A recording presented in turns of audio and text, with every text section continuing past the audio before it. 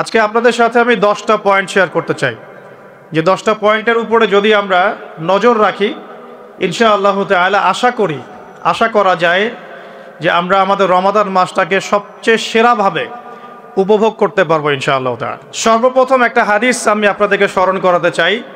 হাদিসটা বিশুদ্ধ সনদে অনেক কিতাবে এসেছে। নবী করিম সাল্লাল্লাহু আলাইহি ওয়াসাল্লাম একদিন মিম্বরের উপরে উঠলেন। প্রথম সিঁড়িতে উঠে তিনি বললেন আমিন, দ্বিতীয় সিঁড়িতে উঠে বললেন আমিন, এবং তৃতীয় সিঁড়িতে উঠে বললেন আমিন।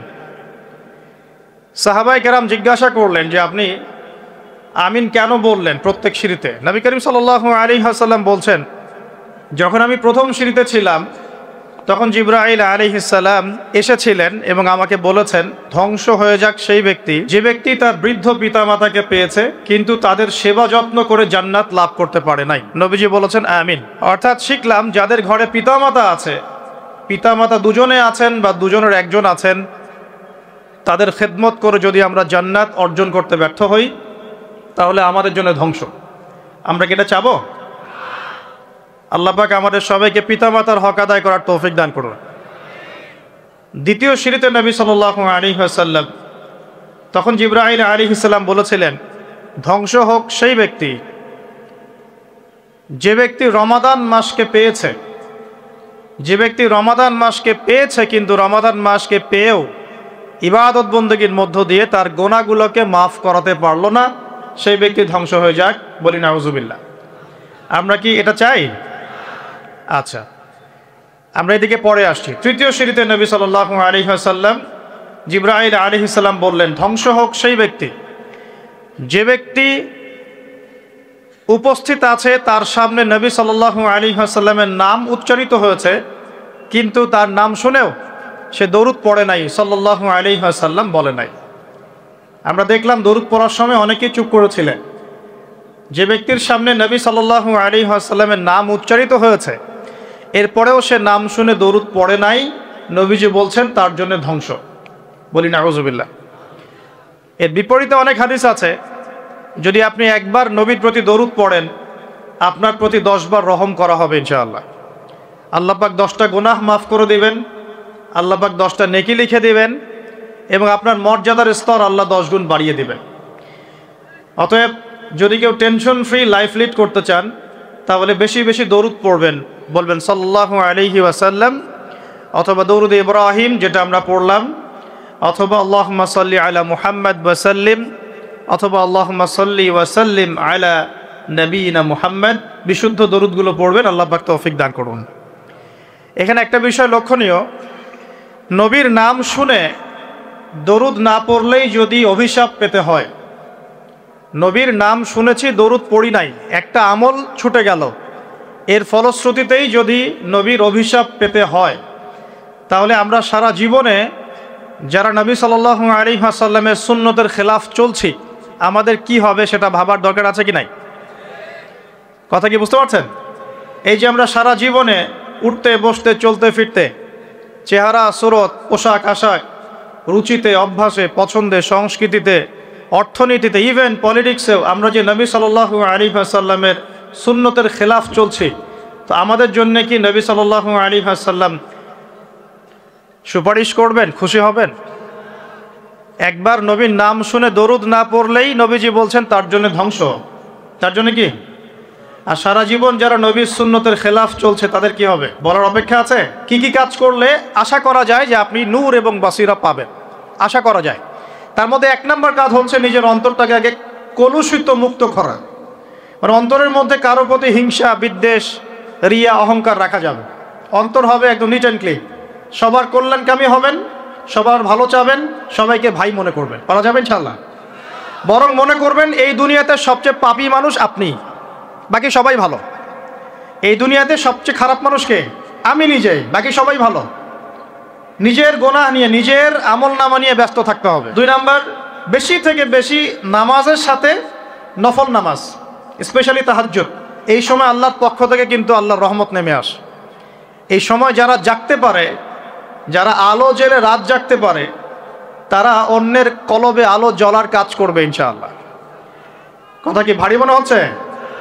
না, বলছি যে জাগতে হবে রাত, আলো জেলে রেখে উৎসবের উৎসাহে, একটা কথা আছে না, ওই যে আমাদের সেকুলার যে কমিউনিটিগুলো আছে ওদের সাংস্কৃতিক ডিপার্টমেন্টে এই কথাগুলো আলোচিত হয়। তারা বলে যে রাত জাগতে হবে উৎসবের উৎসাহে। আমরাও ইনশাআল্লাহ কোরআন এবং সুন্নাহ নিয়ে রাত জাগবো ইনশাআল্লাহ। পারবো তো ইনশাআল্লাহ। 3 নাম্বার, দান সদকা বেশি বেশি করবেন। জিকির, আল্লাহ পাকের জিকির বাড়াতে হবে। কি করতে হবে? আল্লাহর জিকির 24 ঘন্টা চলতে থাকবে। অহেতুক কথা এবং কাজ বন্ধ করবেন। অহেতুক কথা কাজ বন্ধ। এই যে আমরা এখন অনলাইনের যুগে প্রচুর অহেতুক কথার কাজ করি, যে কথায় কোনো কাজ নাই, যে মানে কাজেও কোনো কাজ নাই, সেগুলো করতে থাকি আমরা। আল্লাহ পাক আমাদেরকে অহেতুক কথা এবং কাজ থেকে হেফাজত করুন বলি আমি। আত্মশুদ্ধি বলছি ভাই, আত্মশুদ্ধি অর্জন করা, আল্লাহর নূর পাওয়ার জন্য আমাকে আপনাকে প্রথমে নিজের মনটাকে পবিত্র করতে হবে 1। 2, আমাদেরকে সলাতের পাশাপাশি নফল সলাত বাড়াতে হবে। 3 নাম্বার, দান সাদাকা বাড়াবেন বেশি বেশি। 4 নাম্বার, আল্লাহ পাকের জিকির বাড়িয়ে দেন। আল্লাহ পাক তৌফিক দান করুন। 5 নাম্বার, কোরআন তেলাওয়াত করতে হবে প্রত্যেক দিন। প্রতিদিন কমপক্ষে 1 ঘন্টা করে কোরআন তেলাওয়াত করতে হবে। রাজি আছেন ইনশাআল্লাহ? 1 নাম্বার কি, মনের মধ্যে সমস্ত খারাপ রিপুগুলো দূর করতে হবে। পারা যাবে ইনশাআল্লাহ? 2 নাম্বার বলেছি ফরজ নামাজের পাশাপাশি বেশি বেশি নফল সালাত। 3 নাম্বার, দান সাদাকা করবেন। এর পাশাপাশি বলছি এতিমের মাথায় হাত বুলাবেন। এতিমের মাথায় হাত বুলাবেন। আত্মীয়তার সম্পর্ক বজায় রাখবেন। কার সন্তুষ্টির জন্য করবেন? আল্লাহর। কারো কাছে কিছু পাওয়ার আশায় করবেন না। আপনি যত বেশি এরকম সামাজিক কাজ করবেন, আল্লাহর রহমত নেমে আসবে ইনশাআল্লাহ। 4 নাম্বার, আল্লাহর জিকির বাড়াবেন বেশি বেশি। জিকির করার জন্য আমি একটা বই সাজেস্ট করি। বইটার নাম হলো হিসনুল মুসলিম।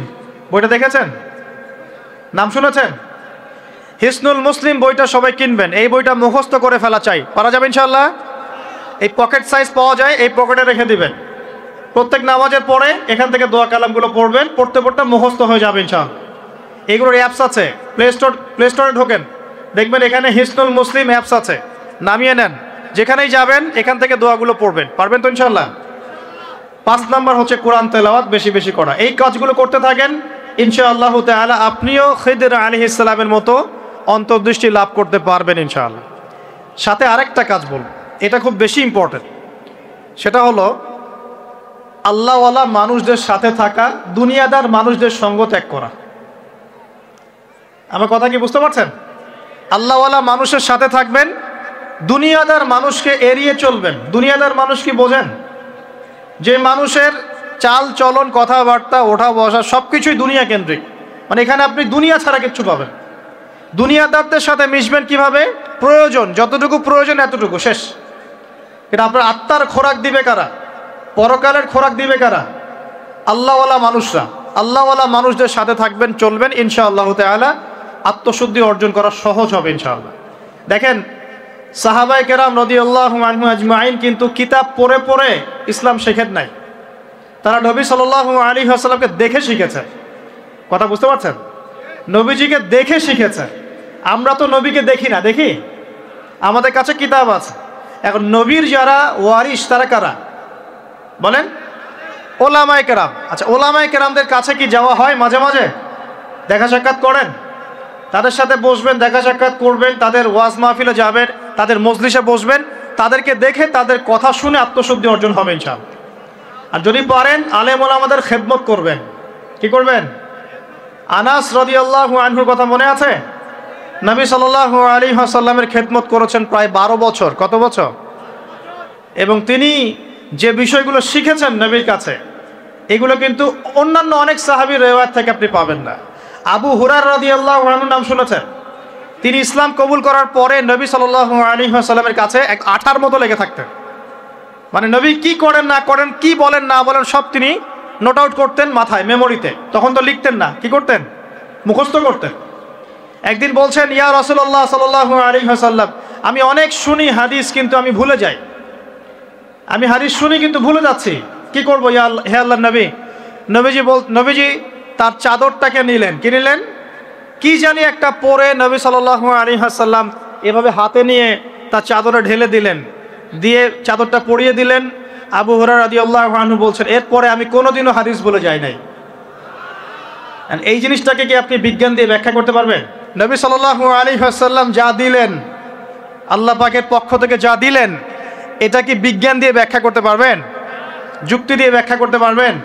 ওই যে হাদিসটা বললাম 3টা সিঁড়ি, এই সিঁড়ির মধ্যে রমজানের সাথে সম্পর্কিত কোনটা? কয় নাম্বার সিঁড়ি? হ্যাঁ, 2 নাম্বার। নবীজি কি বলছেন? সেই ব্যক্তি ধ্বংস হোক। আমরা কি ধ্বংস হতে চাই? কোন ব্যক্তি ধ্বংস? যে ব্যক্তি রমজান মাস পেয়েছে, ইবাদত করে আল্লাহর কাছে গুনাহ মাফ করাতে পারলো না, ধ্বংস হয়ে যায়। প্রশ্ন এখন, কিভাবে ইবাদত করলে, কোন কোন বিষয়গুলো দিকে খেয়াল রাখলে রমজান মাসে আমি ওই ধ্বংসপ্রাপ্তদের অন্তর্ভুক্ত হব না ইনশাআল্লাহ? জানার দরকার আছে কি নাই? লম্বা না করে আপনাকে আমি 10টা পয়েন্ট বলছি। কয়টা পয়েন্ট? আমরা কি চাই রমজান মাস হেলায় নষ্ট করতে, নাকি রমজান মাসে গুনাহ মাফ করাতে? আমার সাথে বলেন, এই 10টা কাজ আমরা সবাই করব ইনশাআল্লাহ। রমজান মাসকে ইফেক্টিভ করতে এই 10টা কাজ করব ইনশাআল্লাহ। রাজি আছেন? এক নাম্বার হচ্ছে 5 ওয়াক্ত নামাজ। রাজি আছেন কি না? 5 ওয়াক্ত নামাজ সাধ্যমতো চেষ্টা করব জামাতে পড়ার জন্যে। ওই যে নামাজ নাই ইসলাম নাই, নামাজ যে পড়ে না ওর সাথে কোনো খাতির নাই। খাতির আছে? কোনো খাতির নাই। নামাজ অবশ্যই পড়তে হবে, মাস্ট বি। এরপরে নামাজের সাথে সাথে কমপক্ষে 12 রাকাত করে নফল। কত রাকাত? যে ব্যক্তি 12 রাকাত নফল বা সুন্নত দৈনিক পড়ে, তার জন্য জান্নাতে একটা ঘর তৈরি করা হয়। 12 রাকাত কি কি? কে বলতে পারবেন? প্রথমে ফজরের 2, জোহরের আগে 4, জোহরের পরে 2, কত হলো? 4 2 6 2 8, মাগরিবের পরে, এশার পরে, এই হলো 12। পড়বো তো ইনশাআল্লাহ? এইগুলো 1 নাম্বার কাজ, নামাজ পড়া। 2 নাম্বার ভাই, নামাজের সাথে সাথে তাহাজ্জুদ এবং তারাবি অবশ্যই পড়তে হবে। রাজি আছে কি না? আল্লাহর ওয়াস্তে গ্যাঞ্জাম করতে যায় না 20 না 8, এই গ্যাঞ্জামে আল্লাহর ওয়াস্তে যায় না। তারাবির নামাজ 5 ঘন্টা। কত রাকাত সেটা বড় কথা না। তারাবির নামাজ কত ঘন্টা? প্রায় 4-5 ঘন্টা। আর 5 ঘন্টায় 8 রাকাত পড়েন, 5 ঘন্টায় 20 রাকাত পড়েন। কি বুঝতে পারছেন কথা? নবী সাল্লাল্লাহু আলাইহি ওয়াসাল্লাম তারাবির নামাজ কত লম্বা পড়েছেন? 1 ঘন্টা। কতক্ষণ পর্যন্ত? সাহাবীরা কি বলছেন? সাহাবীরা বলছেন যে আমরা তড়িঘড়ি করে সেহরি খেয়েছি। নামাজ এত লম্বা নবীজি পড়েছেন, শেষে তড়িঘড়ি করে সাহরি করতে হয়েছে। তা নবী সাল্লাল্লাহু আলাইহি ওয়াসাল্লামের 2 রাকাত নামাজ কত লম্বা ছিল। আমরা এখন নামাজের রাকাত সংখ্যা নিয়ে যত বেশি ঝগড়া করি, কোয়ালিটি নিয়ে এত ঝগড়া করি না। কোয়ালিটি ইম্পর্টেন্ট না? আমার নামাজটা কত সুন্দর হচ্ছে, কত লম্বা হচ্ছে, কত ধীর স্থির হচ্ছে, এই নামাজে আমি ধীর স্থিরভাবে কোরআন শুনবো, বুঝবো, চোখ দিয়ে পানি ঝরবে, এগুলো ইম্পর্টেন্ট না? মক্কা মদিনায় গিয়ে দেখেন, যারা এখন উমরা করতে গিয়েছেন অনেক, তারা সৌভাগ্যবান। তারাবির নামাজ নর্মাল এমনি যে কোনো নামাজেই, তারাবির নামাজ তো আরও বেশি। দাঁড়ালে আপনার চোখ দিয়ে পানি পড়তে বাধ্য। মধুর তেলাওয়াত, লম্বা কেরাত। ফজরের নামাজ মিনিমাম 20 মিনিট। ফজরের নামাজ 15 থেকে 20 মিনিট। আর আমরা তো 3G 4G 5G মাশাআল্লাহ। কোনো কোনো মসজিদে 6G, মানে সূরা ফাতিহা শুরু হয়, ওই শেষে গেলে দলিন শেষ, মানে আর কিছু বুঝলাম না মাঝখানে কিছু। এগুলো কি নামাজ? আমরা তো নামাজ পড়তেই ভাই দুনিয়াতে আসছি, নাকি? দুনিয়াতে আসছি কেন? ওমা খালাকতুল জিন্না ওয়াল ইনসা ইল্লা লিয়াবুদুন। তো নামাজই তো পড়তে আসছি ভাই, এত তাড়াহুড়ার কি আছে? ধীর স্থিরভাবে আপনি 8 রাকাত পড়তে চান, পড়েন, লম্বা করে পড়েন, ধীর স্থিরভাবে পড়েন। এক ভাই বলছেন আমি 20 পড়বো। আচ্ছা ভাই পড়ুক তো, ওকে 20 পড়তে দেন, লম্বা করে পড়তে বলেন, ধীর স্থিরভাবে পড়ো। আরেকজন পড়ছে 2 রাকাত, রাতের সালাত 2 করে, একটা হাদিস আছে না, রাতের সালাত 2 করে। এ বেচারা 2 করে পড়তেই আছে। তো লম্বা করে পড়লে কোনো সমস্যা আছে? উদ্দেশ্য কি? আল্লাহকে পাওয়া। আমি নামাজে আল্লাহকে পেলাম কিনা এটা বড় কথা। আল্লাহ রাব্বুল আলামিন আমরা সবাইকে ধীর স্থিরভাবে কোরআনকে কেন্দ্র করে তারাবি তাহাজ্জুদ পড়ার তৌফিক দান করুন। এটা রমজান মাসের ইফেক্টিভ রমাদান আপনাকে কাজে দিবে। 2 নাম্বার। 3, এটা বলে দিয়েছি, রমজান মাস হবে কোরআনময় মাস। এই মাসে কোরআনের 6টা হক আমরা আদায় করবো ইনশাআল্লাহ। মনে আছে তো ইনশাআল্লাহ? তেলাওয়াত, মুখস্থ করা, আরবি শেখা, আদেশ নিষেধ মানা, দাওয়াত দেয়া এবং হিফজ করা। পারবো তো ইনশাআল্লাহ? নিয়াত করেন জোরে জোরে। 4 নাম্বার, রমজানকে ইফেক্টিভলি ইউটিলাইজ করতে হলে প্রতিটা কাজ সুন্নত সম্মতভাবে করতে হবে। এভাবে আপনি রমজানটাকে ইফেক্টিভলি ইউটিলাইজ করতে পারেন। কীরকম একটু বোঝাচ্ছি। মনে করেন এমনি নর্মালি আমরা সব সুন্নতগুলো অনেক সময় খেয়াল রাখি না। খাচ্ছি, খাওয়ার সুন্নত, খাওয়ার মধ্যে কিন্তু প্রায় 10-এর বেশি সুন্নত আছে। অজুর সুন্নত, কথা বলার সুন্নত, হাঁটার সুন্নত, কাপড় পরার সুন্নত, দোয়া কালামগুলো, ঘুমানোর সুন্নত, অনেক সময় আমরা কিন্তু এগুলো খেয়াল করি না। তো রমজান মাসে চেষ্টা করবেন প্রতিটা কাজ সুন্নাহ মাফিক বুঝে করার জন্য। আল্লাহ তৌফিক দান করুন। রমজানে ঘুমাবো, ঘুমানোর আগে বিছানাটা ঝেড়ে নেব, লাইটসটা অফ করব, আমরা দোয়া এই যে সূরা ফালাক নাস ইখলাস এগুলো পড়বো, কাফেরুন সূরা পড়বো, আয়াতুল কুরসি পড়বো, সূরা বাকারার শেষের আয়াতগুলো পড়বো, পারলে সূরা মুলকটা পড়বো, ঠিক আছে? প্রয়োজনে ওযু করে আসবো, এসে আমরা ডান কাতা হয়ে শুয়ে আল্লাহুম্মা বিইসমিকা আমুতু আহইয়া, এই যে শুরু করলাম। ঘুম থেকে ওঠা, ওযু করা, ওয়াশরুমে যাওয়া, খাওয়া দাওয়া করা, মসজিদে যাওয়া, নামাজ, জিকির, তাসবিহ, তাহলিল, ব্যবসা বাণিজ্য, এগুলো সব কিছু সুন্নত নাই? প্রতিটা কাজ সুন্নাহ মাফিক করার চেষ্টা করবো। আল্লাহ তৌফিক দান করুন, আমিন। ফিকহুস সুন্নাহ এরকম কিছু বই পাওয়া যায়, ফিকহুস সুন্নাহ, কিতাবুস সুন্নাহ, এরকম অনেক বই আছে। আরবি থেকে বাংলা অনুবাদ হয়েছে, বাংলাদেশের ওলামায়ে কেরামও লিখেছেন। এরকম সুন্নাহ শেখার কিছু বই কিনে নেবেন, কিনে নিয়ে প্রতিটা কাজ কিভাবে করলে সুন্নত হয় পড়ে দেখবেন। পারবেন তো ইনশাআল্লাহ? আল্লাহ পাক তৌফিক এনায়েত করুন, বলি আমিন। এটা কত বললাম? 3 নাম্বার। 4 হচ্ছে দান সদাকা বেশি বেশি করা। রমজানে দান সদাকা বেশি বেশি করা। আল্লাহ রাসূল সাল্লাল্লাহু আলাইহি ওয়াসাল্লাম রমজানে রহমতের বাতাসের চাইতেও বেশি বেশি দান করতেন। আমরা পারবো কিনা ইনশাআল্লাহ? দেখেন, আমি একটা কথা বলি, দান করার জন্যে সম্পদ লাগে না, দান করার জন্যে কলিজা লাগে। কি লাগে? ব্যাস, যার মন বড় সে দান করতে পারবে ইনশাআল্লাহ। আল্লাহ পাক আমাদের সবাইকে দিনের জন্য দান করার তৌফিক দান করুন। দিনের জন্য দান করেন, স্থানীয় মসজিদ, মাদ্রাসায়, এতিমখানায়, অসহায় মানুষের পাশে, বিধবার ঘরে, এতিমের ঘরে, যারা খেতে পারছে না 3 বেলা, ওদের ঘরে ঘরে রমজানের বাজার পৌঁছে দেন। আল্লাহ পাক তৌফিক দান করুন, আমিন। 5 নাম্বার, রমাদান মাসে অবশ্যই অবশ্যই আমাদের জাকাতগুলো আমরা দিয়ে দিব। রাজি আছি তো ইনশাআল্লাহ? বলেছি জাকাত এবং সলাতের মধ্যে যে পার্থক্য করে সে মুসলিম নয়। জাকাত ফরজ হয়েছে, অবশ্যই অবশ্যই আপনাকে জাকাত দিতে হবে। এটা কিন্তু নফল কিছু নয়, এটা কি ফরজ। জাকাতের নিসাব জানেন কি না? কত পার্সেন্ট? 2.5%। আচ্ছা, জাকাতের নিসাব নিয়ে ইনশাআল্লাহ পরবর্তীতে লেকচার চলে আসবে, অনলাইনে দেখে নিন। এছাড়া ফিকহুস জাকাত কিছু প্রোগ্রাম আসবে, অনলাইনে দেখে নেবেন ইনশাআল্লাহ। আল্লাহ রাব্বুল আলামিন আমাদের সবাইকে জাকাতগুলো দেওয়ার তৌফিক দান করুন। শুধু জাকাত যদি আমরা ঠিকঠাক মতো দিতাম, একজন মানুষও সমাজে না খেয়ে মারা যেত। একজন মানুষও না। সমাজে এই যে ইকোনমিক সমস্যাগুলো যেগুলো হয়, অর্থনৈতিক সমস্যা, স্যাংশন, মুদ্রাস্ফীতি, হাবিজাবি, অনেক প্রবলেমস ওভারকাম করা যেত শুধু জাকাতের মধ্য দিয়েই। কিন্তু কে শোনে কার কথা? সবাই কি জাকাত দেয়? বাংলাদেশে এমনও মানুষ আছে যার একজনের জাকাত দিয়ে 100 পরিবারের সংসার চলবে ইনশাআল্লাহ। আছে না এমন লোক? আমরা জাকাতগুলো দেওয়ার চেষ্টা করি। আল্লাহ পাক তৌফিক দান করুন। 7 নাম্বারটা বলে দিয়েছি, রমজান হচ্ছে একটা নতুন জাতির উত্থান। অতএব রমজানে আমরা সমস্ত পাপ ছেড়ে দিয়ে একটা আলোকিত জাতি হিসেবে আত্মপ্রকাশ করব ইনশাআল্লাহ। আল্লাহ পাক তৌফিক দান করুন। 8 নাম্বারও বলে দিয়েছে, রমজান হচ্ছে জুলুমের বিরুদ্ধে দাঁড়িয়ে যাওয়ার চেতনা। রমজান কি? ওই যে বদরের যুদ্ধ, জুলুমের বিরুদ্ধে দাঁড়িয়ে যাওয়ার চেতনা হলো রমাদান। তাই সর্বস্তরের জুলুমকে আমরা রমজান মাসে রুখে দেওয়ার চেষ্টা করবো ইনশাআল্লাহ। আল্লাহ পাক তৌফিক দান করুন। শুরুটা হবে কোত্থেকে? নিজের থেকে। আমার নিজের মধ্যে কি কি জুলুম আছে আমি আগে দেখব, আমি কার কার উপর জুলুম করেছি এটা আগে দেখব, এগুলো আগে প্রতিহত করব, তারপরে আমি ইনশাআল্লাহ তাআলা পরবর্তী দিকে ফোকাস করব। 9 নাম্বার খুব ইম্পর্টেন্ট।